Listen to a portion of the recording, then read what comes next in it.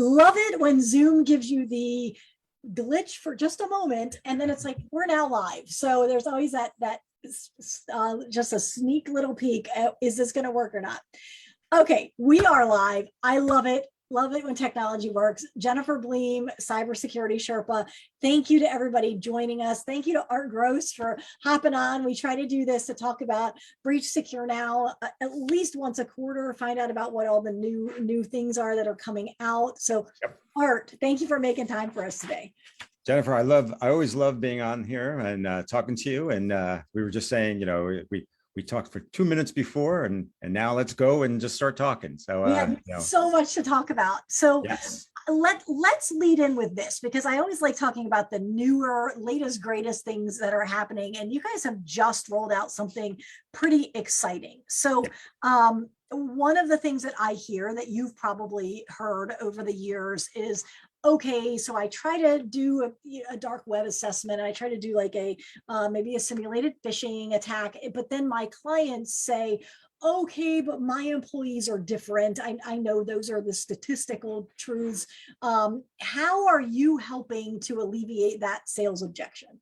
Right. So I mean, the key is, everybody thinks their employees are fine. They're not going to make mistakes. And what you really have to do is show that there are a risk, that they, you have to basically do an assessment, right? And you're right. You can use dark web, you could do phishing, but if you cannot show that these employees are different, right? That they really do have some weakness or gap, and that then potentially they will make a mistake, clients won't believe it. So, the key is to really focus on how do you show that these employees need training, or if they make a mistake, they need, you better implement a lot of other security to protect against employee mistakes. So that's what we've been really focused on. Part of what we've had in the past, allowed for some of these assessments, but we just rolled out something that is, I think, game changing, actually. So let's do like a little bit of a compare and contrast between what you had before and what you have now, and maybe share a little bit with me why you beefed this up and why you rolled out something new. Right. So historically, we've used dark web. All right. So, what you want to do is you want, and everyone loved dark web, right? It was like the shiny new thing 3 years ago. And dark web was great because you could take a domain or an email address and say, look at all of these breaches your employees have been involved in. And, clearly now criminals have their email and they have their passwords, and they're, now you're at risk. And, in the beginning, that was game changing, very easy to use. What we heard a lot, one is if you have a domain that doesn't have enough breaches, then it's hard to prospect. And then the other thing that we hear a lot of, right or wrong, is, oh, those breaches are from like 2016, or those employees don't work here anymore, or they changed the passwords. And so, clients are kind of getting numb to dark web. There's so many breaches, there's so much. And the truth is, just because an employee is found on the dark web doesn't really mean they will be breached. It doesn't mean it's not their fault they've been there. Now, if they're reusing passwords and all that, then we can educate them. But so dark web, although it was shiny and new, I think it's lost a lot of its luster. It's still a part of an assessment, right? So that's where, that's one of the things, and we still offer dark web monitoring and dark web, but we knew we had to do more. And then the second piece is, everyone wants to do simulated phishing, because that's great, right? I can send out phishing and then I can show, look, employees that make a mistake. But if you don't actually support the client from a prospecting perspective, right? It's hard to whitelist phishing emails and addresses, and they don't get through. And then, so now you send out these templates, and just because an employee doesn't click on it, then they may not have gotten it. It may have gone to their spam. So now you're not getting what you want, showing risk. So that's what we have. And individually they work okay. And, but what we realize is, how do we fix that? How do we fix the problems with assessments, especially for clients that you may not be supporting, using it as a pure prospecting perspective? And, we have just released our baseline employee cybersecurity assessment. We call it BECA. BECA, like Rebecca, BECA. And BECA is the newest, member of the team. She's another superhero, just like Eva, our employee vulnerability assessment. So, and what that is, it's really an assessment. It's a questionnaire that's very easy to deploy and asks very specific questions around cybersecurity. And it's easy for an employee to take the assessment, and at the end of the day, when they're done, they get a grade and of different sections, like how good are they with cybersecurity knowledge or password controls, using good passwords or sending protected PII or social media or work from home. So we really assess their knowledge on all these different categories, and we give scores on each one of those categories. So it's a single URL for every employee. They go and take it. It takes about 25 minutes, but then you have detailed assessment of those employees, and we sum that up for the whole organization. So interesting. Yeah. I love this, because one of the things that I was on a sales training maybe 6 weeks ago, and they were talking about how to sell risk-based sales, which is what cybersecurity is. And he explained there's basically two things that you need to demonstrate. One is that there is an extreme impact on the business if this bad thing happens. But the other thing that you have to demonstrate is that there is a high likelihood of that bad thing happening. And so you have taken care of that latter part with BECA. So BECA has taken care of that by demonstrating, yes, there is a high likelihood that your employees aren't particularly educated. So right. I love that. And you have to connect the dots still. We know that employees make mistakes, and we know they're the leading causes of breaches. So what you said is, oh, but my employees are different. I hire only smart employees. Okay, let's go see. And when they come back with a 70, out of 100, that's 30% chance that they're going to make a mistake, or they're really bad at password controls. So that probably means they're reusing passwords. And so now it gives you real evidence that you can now walk a client through if they're reusing passwords, and they are found on the dark web, because we do combine dark web scores. If they're, dark web results, if they are reusing passwords, which they're not really good at, and they, and they have their password, there's a good chance that they're going to have a data breach, or they're, so you can actually use all of that to show real risk, and it's a very easy way of assessing human security and human risk. So I'm curious, do you have any plans to anonymize and then aggregate this data? And tell me what that conversation looks like. Yeah, I mean, so we've been talking about that, because now you get a lot of data. And it's interesting because on the front end, from a prospecting point of view, you have, this assessment, but it's just an extension of our assessment now, because we have an employee vulnerability assessment, which takes all the training, and we give every employee an employee secure score.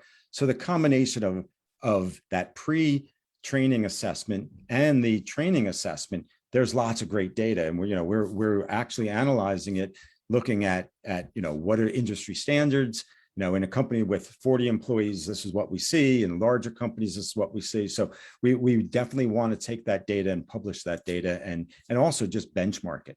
Yes. So this is really interesting, because that's the other piece. Like, okay, my employee's got a 70. Is that good or bad? Or they got an 80. So, we want to say, well, on the average, this is what we're seeing. So we're collecting that data and be able to leverage that.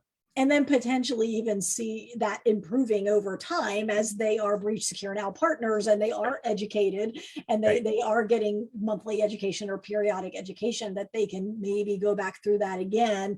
We send them BECA once a year in the hopes that their score goes up. So, and then also just look at their employee secure score, and because it's all kind of baked in. Yes. So when you think about it, this assessment just shows the value. Like, okay, we need to do something. One, we need to train these employees. And then two, we may need some technology also. So then you get them into our ongoing training. You give them an employee secure score. Maybe they start at a 350. And then on a quarterly basis, you see, all right, now they're a 410. Now we got the whole organization up to a 620. So you can show the value of that training and how, you are securing those humans. Yeah, so for the MSPs watching, I want to take a step back for a second, because look at that from the perspective of your clients. So Yep. you're sitting down with them every quarter, you're showing them this grid of your some of their employees that were in the red and now they're in the yellow, and finally you got most of them to the green.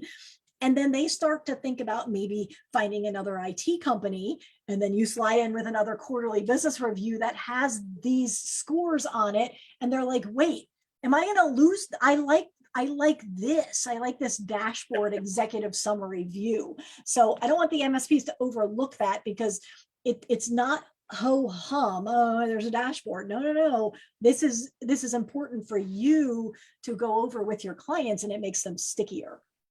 Totally, because, I mean, that's what you really want. And if you talk about like, quarterly business assessments and technology assessment, you want to be able to show the client, that we're helping you, but here's your gaps. This is what we still need to do. And even though we've gotten your employees, the overall score from a 500 to a 620, there's still a potential that they could make a mistake, right? Or that we could stop doing this and they can get weak again, right? So, ongoing focus on human security, I think, is a great conversation, but it also helps the MSP by differentiating them and then also selling lots of other technology or providing other solutions.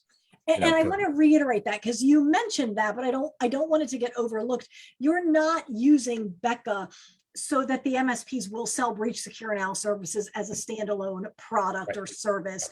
You're educating the prospect. We'll talk about it just as if it's just the prospect right now. Yep. That there are password issues, there are PII issues. And so now that is further proof that they need your whole cybersecurity stack. Exactly. Or, my managed services and my cybersecurity stack. Yes. So sure. I mean, we want them to we could train your employees, and that would be great. But at the same time, what are you doing for password management? What are you doing for, encryption? What are you doing for work from home, to make sure these employees are secure?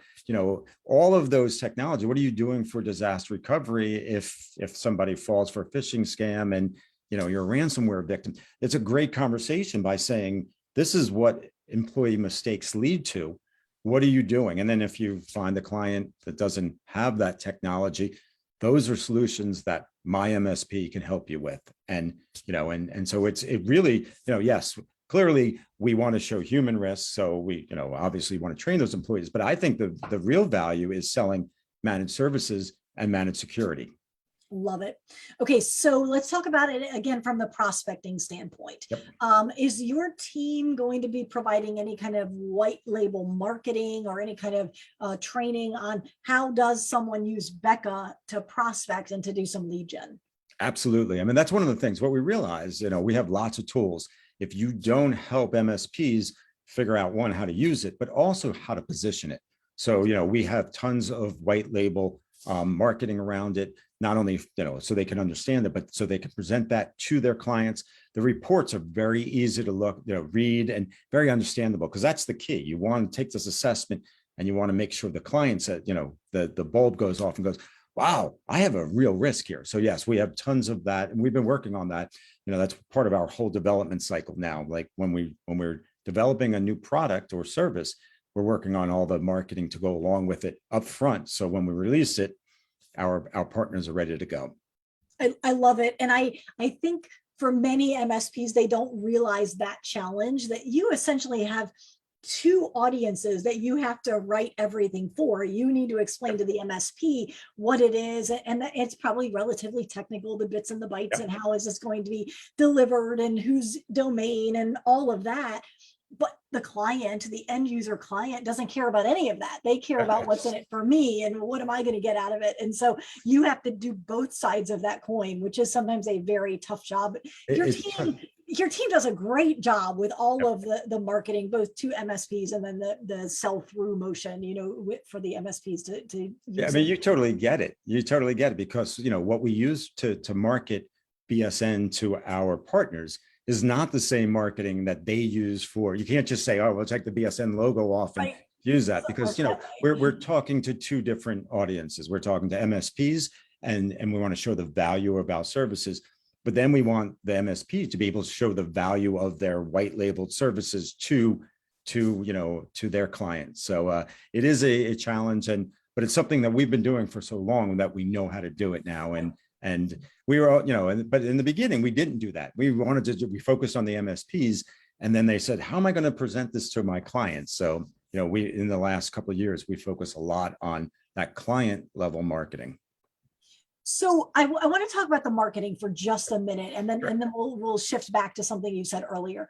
One thing that I'm hearing MSPs talking about is potentially doing some events early January around New Year's resolutions, and how maybe cybersecurity was a 2021, maybe even a 2020 resolution, and then with the world just being crazy, they haven't gotten around to it, and doing a webinar like the 5 things you need to do to keep your company safe in these crazy cybersecurity ridden, breach ridden days.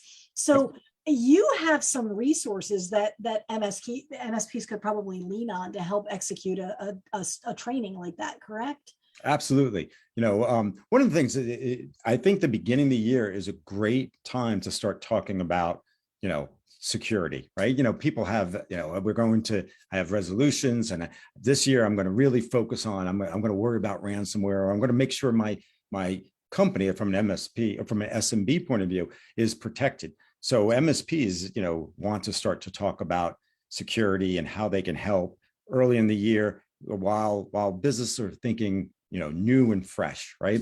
And we have PowerPoint presentations, we have videos, we have webinars in a box, and with all of these resources, so you can actually have those conversations, because it's not that easy. And really, it kind of gets back to what we were talking about.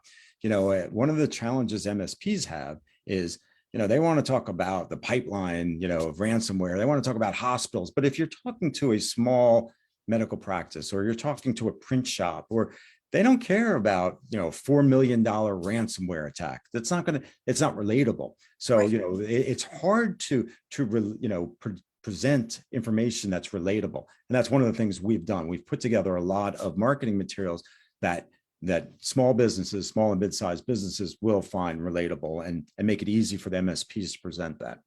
I love it. I guess so many MSPs come to me and they'll say, I love the idea of doing a webinar or a seminar or a lunch and learn, but I don't know where to start when it comes to creating the deck and finding, like, that's an overwhelming task. And my first question is always, who are you partnered with to deliver your cybersecurity? And I'm always praying that they'll say breach secure now, because I'm like, 80%, 90% of your job is done. You just need to pull all of the resources together and add your logo, and you're almost there. So your team has done a phenomenal job, giving some ready-made, like you said, webinar in a box and things like that, which I just love. So thank you. I'm praying that they're using our products also. So, but I'm glad to hear that. And that's one of the things we realize, to be successful, our partners have to be successful. And it's really important to empower them with information.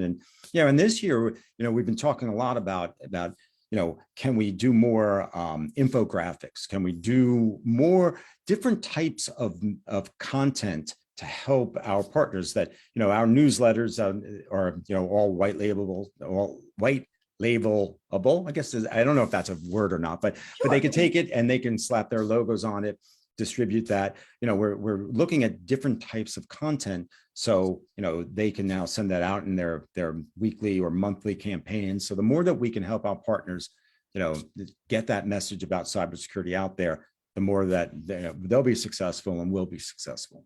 I love it. And it's interesting because a lot of vendors will pay lip service to the whole, we want our MSP partners to be successful, but you've backed that up with a team, with expending money, effort, resources to create the white label information. And so by all means, those of you that are Breach Secure Now partners, use those tools. And if you're not, have a conversation, if for no other reason than BECA, because I think this is an awesome prospecting vehicle. And it just came out yesterday. I was asking Art if we had any great success stories, but it just came out. So not exactly enough bandwidth to say, okay, in 24 hours, here's an MSP that just got leads. But, I mean, we've had some beta users that are really excited, but I can't say, 60% of our partners are using it. I'm not there yet, but definitely lots of excitement. And, yes. Because you know, we built it because of the feedback they gave us. It's hard to do, you know, prospecting, even with the tools that you have, it's hard. So hopefully they'll find this to be much easier and much, you know, much more impactful. I love how you're listening and collecting that feedback and then using it to iterate and expand your product offering. So well done. I like it. All right. All right. Yeah. My development team says stop already. We can only build so much, but they're doing a great job, and Yeah. we keep pushing, and we're starting to become much better in cycles of developing tools and building and getting marketing and development and everything ready to go. So it's funny, the bigger you start to become, the more you have to become like a very well-oiled machine. And I can honestly say 3 years ago, we were not a well-oiled machine, but we're getting there now. So I'm pretty proud of that. Well, anytime you have a software solution that is built for MSPs, you have a lot of technical people giving you ideas of, you know, the one thing that your tool should be able to do that would just make it be even more phenomenal than it is. And so to take that advice and store it and then somehow sort and filter it and decide which things are going to focus on this quarter, because you can't do everything, you'd go bankrupt. And so it's a tough balancing act for sure. And you may not know this, but MSPs are very vocal. They're not really shy to tell you what they like, what they don't like, and changes. So you have to take all of that. When you start to, 2,000 partners, you're like, if you listen to just one, what you have to do is really get trends. This is a pain point. Let's address this. Yes. There's people who once told us, if the portal wasn't purple to match my colors, I can't sell it. Right. Okay. So we actually made it that they can actually make it purple. I don't know whether that really helps or not, but they want it brand, they want the colors to match their branding, but it's like you have to hear so much input and then figure out what is the priority. So it's always a challenge, but it's an interesting challenge. And you need a mechanism to capture that insight. And then you need a person or an AI tool or something to track those trends. And so that's the piece of the business that nobody sees. That is fascinating, but I would not want that job. It's that iceberg, right? When they say that you're the tip of the iceberg, and you're being successful. It's all that's underneath it. Nobody sees all that. So it's like, yes, it's a pretty big iceberg, though. I got it. Okay, so you said something maybe 15 minutes ago about something about partnering with various companies, or I don't remember, but that made me think you've got a integration or something that just released with Lifecycle Insights. So can you tell us a little bit about what that is and if it's live? It's I think, it's funny, those type of things. I don't think it's formally live, but it's gotten out there. So Lifecycle Insight partners are coming to us and saying, can we enable it? What we're doing is we're taking that employee knowledge or the employee data that we have as part of our ongoing training and pushing that into the Lifecycle platform. So now, they're great on quarterly business reviews. Well, as I just said, talk about the human risk of it. But, if that's not in there, then you're talking about technology. But by the partnership with BSN, we can now take our employee secure score, the phishing fail rates, how employees are doing on training, on dark web. And now it's sitting there along with all the rest of the knowledge or information. And so, those quarterly business reviews can now really focus on the employees and the technology. So we're excited about that. What a fun partnership, because everything around Lifecycle Insights is about streamlining the QBRs and not making you pull reports from multiple different locations and cobble it together and try to get all the branding to match the same size and the same location. And I mean, none of that is insurmountable, but it all takes time. And so because you have this integration now, it is shortening that curve. So I like it. Totally. And it's one of those things where our partners kept asking for it. And I'll be perfectly honest. And I was like, who is Lifecycle Insights? I don't even know who this company was. This was like a year ago. And and of course now they're doing a great job with marketing. So they're everywhere.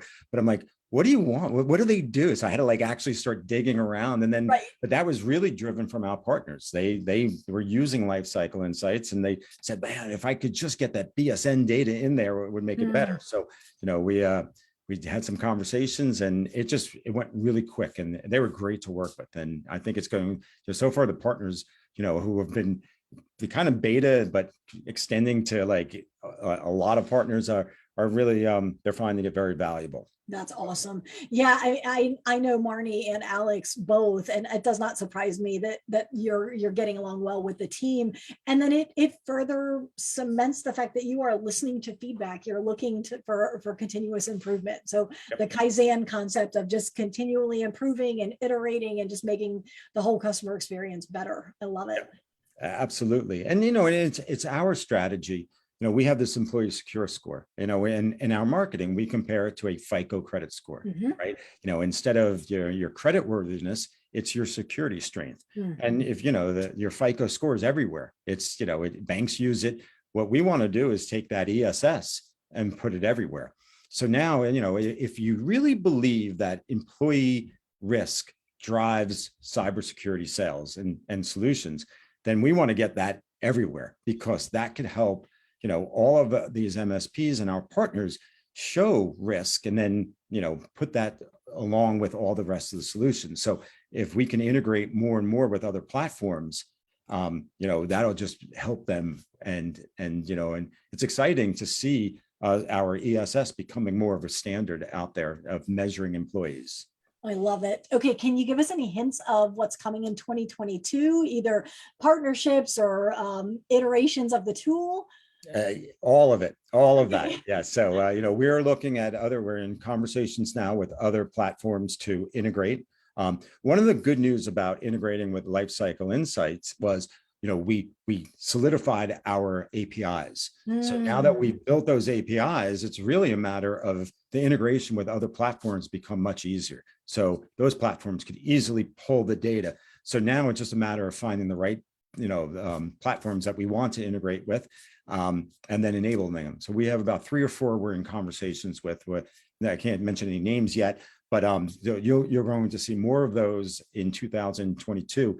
And then, as I was mentioning, our product development cycle is getting better and better. So we have lots and lots of really good features. And it's funny because as I come up with a lot of the ideas, we have a team, but yeah, I live a very frustrating life, because a lot of the stuff that we roll out, we've talked about 6 months, 9 months ago, but you got to plan it, you got to build it, you got to get ready.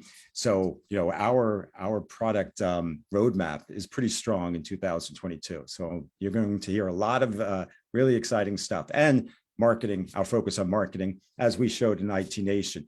We're going all in now, so Yes. we're going to be, at a lot more conferences, and we're going to enable our partners with a lot better marketing and different types of marketing. I love it, man. So much good. It's like you're birthing all of these babies in 2022, all these ideas that you've had for the last year or two, and then many of them are coming to fruition. So it's like you're a proud papa. So that's awesome. I love it. It's exciting, and I know you're doing some good stuff also. So I can't wait to go back to shows full time, and hopefully that in 2022 we'll all be out on the road, and that's the best place to meet new partners, get feedback, and also the vendors. And I just hope that everything continues to open up and go back to somewhat normal again. It does feel like we are heading in that direction, much closer to being back to normal. So, and crossed. I know everyone lives all close, like to knock on wood. You're right. Find some wood and knock on it, right? And I know you're sponsoring my upcoming show in May in Orlando, so super excited. I can't wait. That's your first show. It's my first show. There's some nice surprises coming over the next few months as well. So I'm kind of birthing my own babies. It's not like in real life, but my ideas that were just dreams are coming to fruition as well. So lots of good stuff in 2022. I can't wait. Yeah, good stuff. Excellent. All right. Well, let's regroup in a few months, talk about what's coming down the pike, maybe some new integrations, always new marketing things coming. That'll put us right about in the March Madness. So we might be a little bit before March Madness. We're already thinking of our campaign around March Madness. So man, that is one thing I'm encouraging MSPs is to follow in the footsteps, step in those footsteps of the vendors, because you've got a whole creative team that can think, and they're brilliant in terms of their marketing ideas. So if MSPs would just steal a little bit of brilliance, it would make their life a lot easier. They wouldn't have to reinvent the wheel. So we'll watch what you're coming up with for March Madness, and we can definitely talk about that again in February, March-ish.